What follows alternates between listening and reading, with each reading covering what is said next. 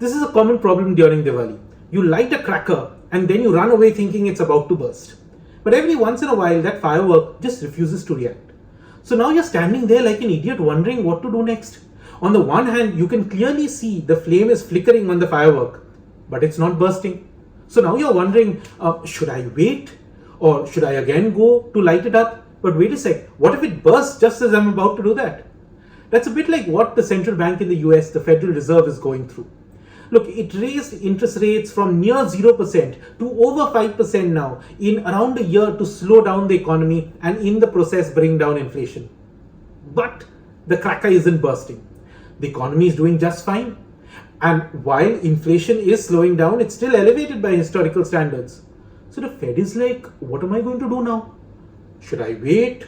Or should I again approach the firework and try to increase interest rates? But what if I end up over tightening? That is, I end up raising interest rates so high that the economy just bursts. And because the Fed is clueless, markets are clueless. For months now, people have been saying that look, interest rates are so high, definitely a recession is coming. And if a recession comes, then inflation will come off and then the Fed will be forced to start cutting interest rates. The question is when?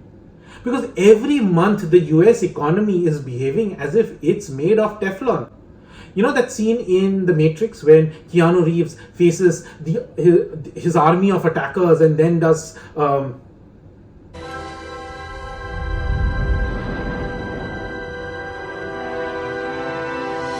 That's what the US economy has been doing to the Fed.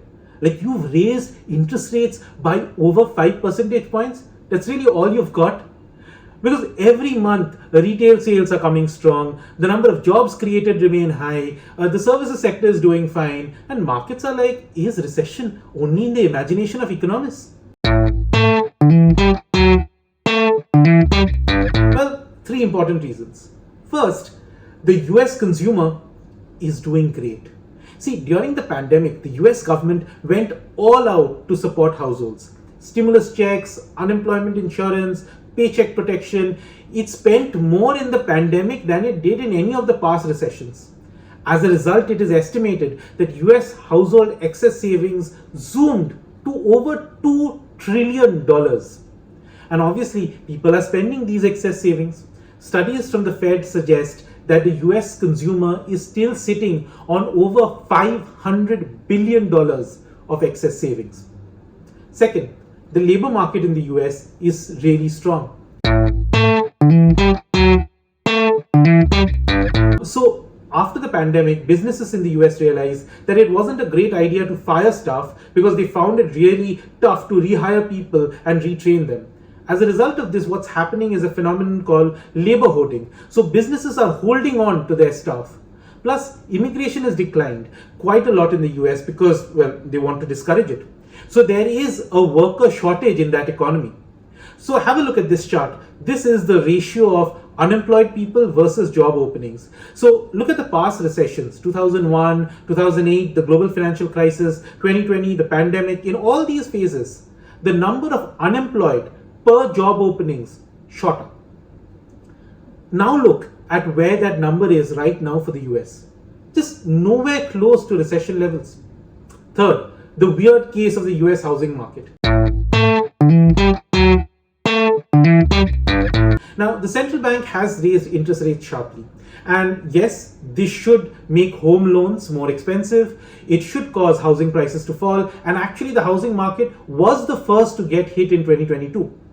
But a majority of US homeowners have locked in their mortgages at really low fixed rates. Remember, during the pandemic times, Fed had the policy interest rate at near 0% levels, which means regardless of how much the Fed hikes the policy interest rate now, those homeowners are pretty much unaffected.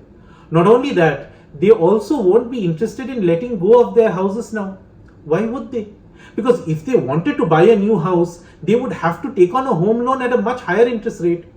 So now there is literally a shortage in that market, because if people are not selling their houses, the supply of existing homes starts to fall.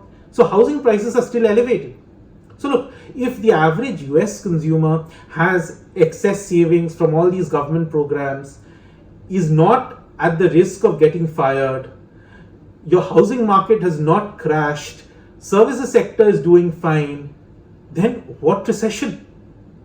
But still, why are people talking about a recession?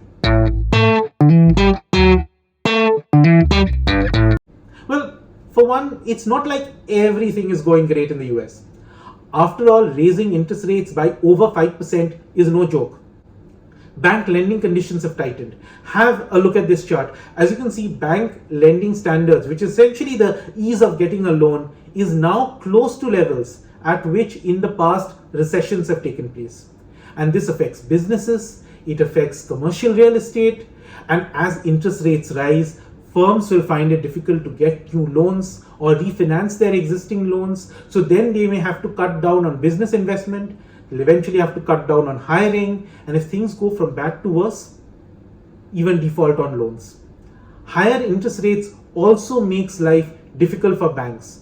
Many of you would remember that only earlier this year, the US had a major scare in its banking sector when the Silicon Valley Bank, a relatively small tech-based bank, had to shut shop. What is going on then at SVB?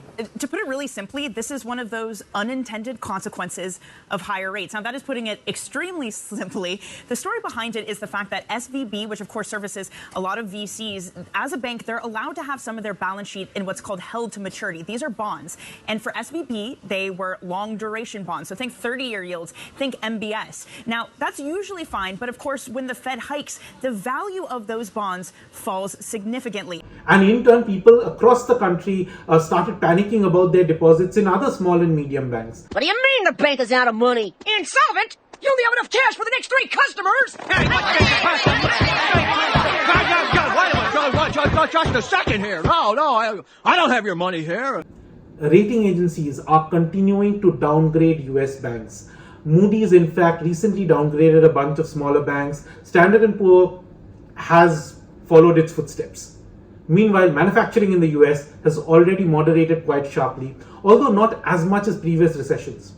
And some economists are arguing that, look, once US households burn through all that excess savings that we just talked about, and firms get more credit constrained, and the labor market starts to crack and finally starts shedding jobs, the slowdown will become more apparent.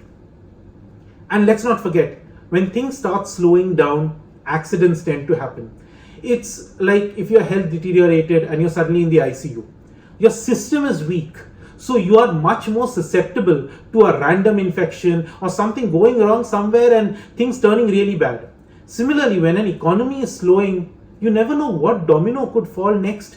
It could be a bank failure somewhere, it could be a corporate getting into trouble, and before you know, other dominoes start tumbling and suddenly things go down really fast.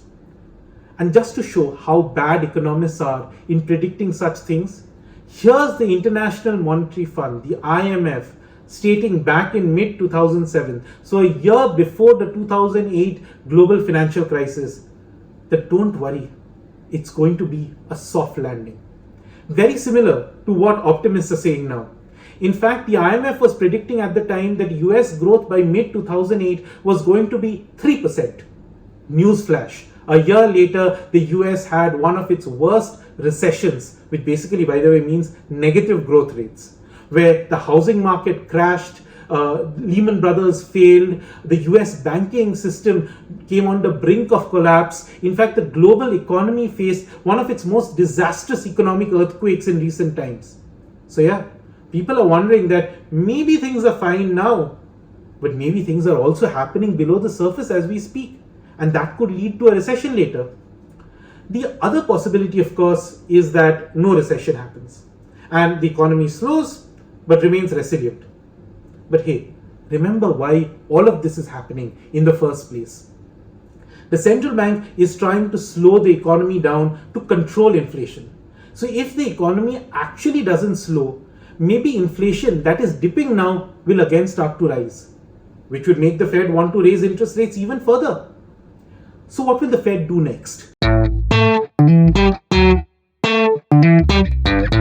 Well, recently the Fed chief, Powell, said that the Fed is prepared to increase interest rates further if needed and keep it there until inflation is sustainably on the path towards their 2% target. That sounds fine, but understand the risk in this strategy. Inflation is a lagging variable.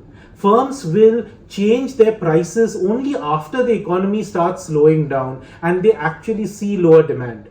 Also, inflation data comes with a lag. The most recent data will probably be available to you in the middle of the next month.